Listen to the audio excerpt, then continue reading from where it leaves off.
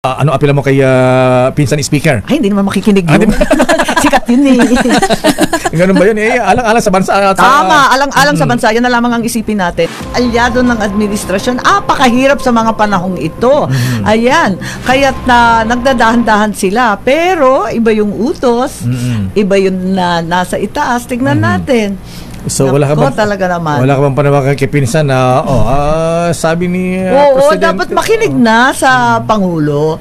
Mag-usap-usap kayo. Nako, talaga naman. So ano apela mo kay pinsan speaker? Ay, hindi naman makikinig yun. Sikat yun eh. Ganun ba yun? Alang-alang sa bansa. Tama, alang-alang sa bansa. Yan na lamang ang isipin natin. Isang tabi muna ang mga hinanakit, ang galit, ang ambisyon.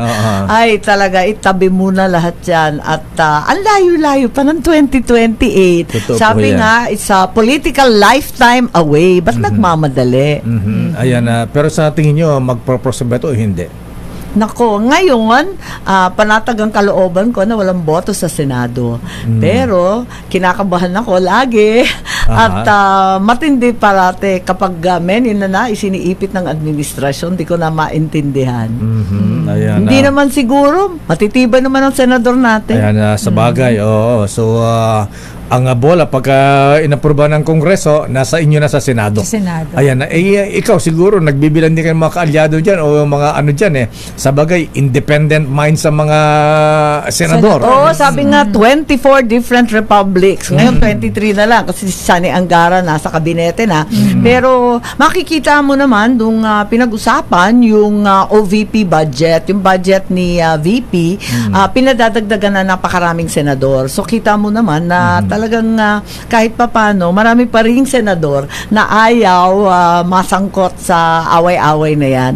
At gusto nga nilang dagdagan yung kay VP Sara na budget. Kasi marami naman siyang social benefits, marami siyang opisina sa iba't ibang mga lalawigan na talagang tumutulong sa tao. Nakakausap ba si Vice President Sara, Senator Amy? Lately hindi na kasi abala siya dun sa kanyang anak medyo na-stress pati yung bata. Grabe naman talaga itong buhay na to. Ganun ba? Pati mga anak naapektuhan na.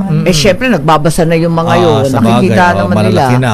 At nanonood ng TV. Nakakaintindi na yung mga bagets. Kawawa naman hindi dapat dinadama yung buong pamilya. Sobra yun. Bilang kapatid ng Presidente, Senator Amy at kaibigan ni VP Sara, hindi ka pwedeng mamagitan dyan na mag-ayos-ayos na. Ayan na. Nako, kaya nga ako lumayo na. Sabi ko nga, ayoko na makipag-alyansa maski saan. Pagkat nakikita naman natin na talagang mauuwi sa at putikan na away.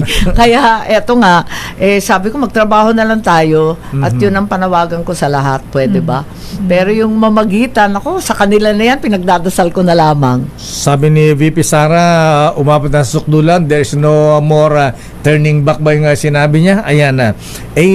Malalim na ba talaga ang sugat at mahirap na ba itong maayos, Senator Amy? Ewan ko, sabi nga ng Pangulo, di ba? Sabi ni Pangulong Bongbong, never say never. Hindi ko alam, hindi ko talaga alam. Tignan natin. Yun. Ako'y magtatrabaho na lang. Bahala na, sabay dasal. Magtitirik ng kandila sa Badok, Ilocos Norte, La Virgen Milagrosa. Umaasa ako, may himala. Wow. Sumama mo rin sa Manawag. Correct. Habang magpunta na rin doon, Manawag. Lahat ng pwedeng pagdasalan. Ayan, para peace on earth. Peace on earth. Peace on our country. Bakit walang Christmas spirit? Isipin mo, Pasko, aagawin. Saklap naman ang buhay natin. Ayan.